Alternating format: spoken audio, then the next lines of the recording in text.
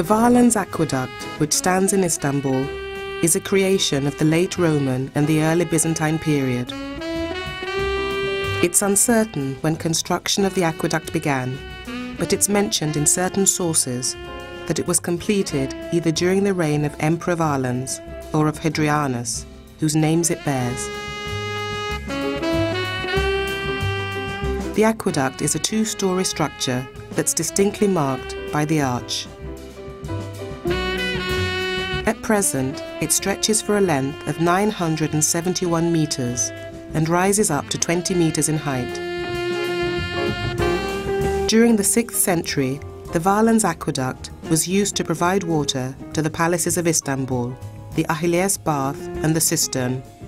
The peninsula on which the Byzantine emperor was established barely had any water, so for the rapidly growing population of sophisticated systems from the Belgrade forest north of the city, water had to be drawn, which was then stored in large cisterns.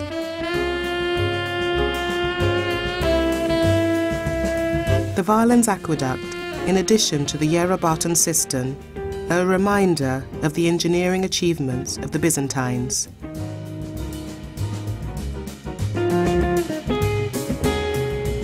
During the Ottoman period, it was also repaired several times.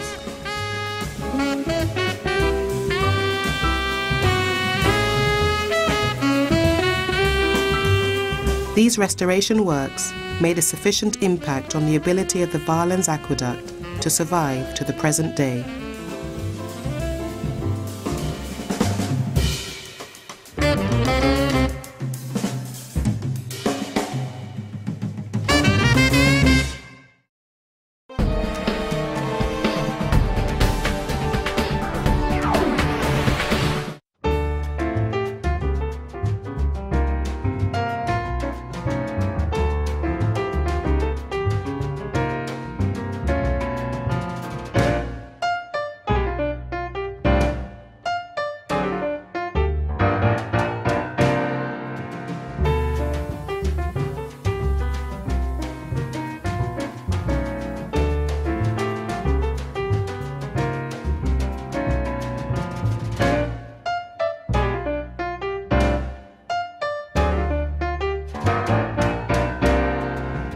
Taking its name from the mosque of the same name, the Süleymaniye Quarter in the Eminönü district boasts a number of Ottoman architectural works, and by close association is an eminent symbol of the Ottoman era.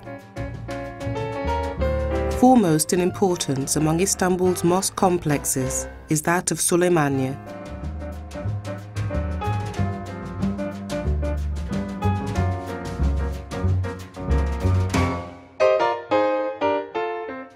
The mosque complex of Süleymaniye was the work of imperial architect Sinan, perhaps the most gifted architect of the Ottoman era.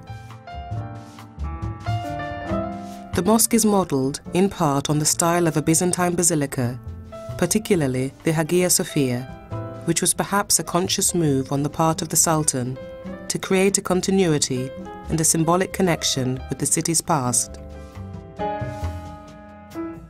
Construction of the mosque itself began in 1550 and was completed in 1557. The mosque is surrounded by an outer courtyard with the Qibla, or direction to Mecca, located on one side, along with an enclosed cemetery containing graves and a mausoleum. The opposite side of the Qibla contains an inner courtyard. The Süleymaniye Mosque and complex incorporate the art and genius of architect Sinan, the greatness and strength of the Ottomans, and the beauty and elegance of Istanbul. Because the great Ottoman architect Sinan had also worked on the Hagia Sophia, he became intimately familiar with its form and structure, thus it's not surprising that it exercised a significant influence on much of his work.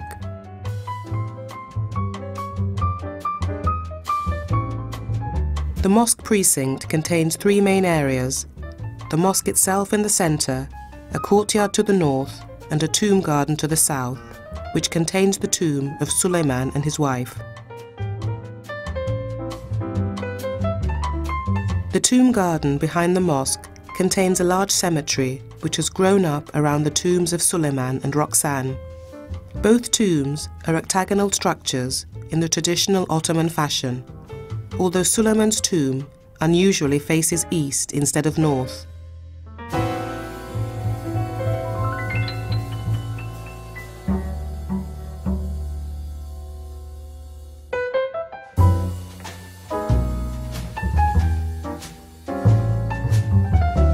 Byzantine architecture was of crucial importance to the development of early Islamic architecture and later the architecture of the Ottoman Empire.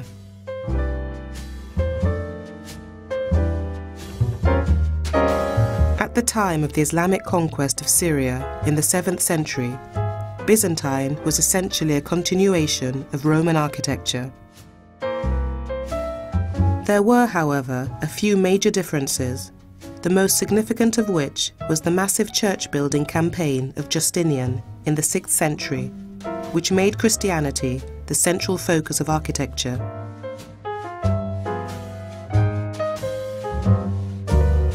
During the 9th to 11th centuries, the Byzantines recovered from the disastrous effects of the Islamic conquests, and in this period, there's evidence of Islamic influence on Byzantine architecture, particularly in descriptions of the palaces of Constantinople.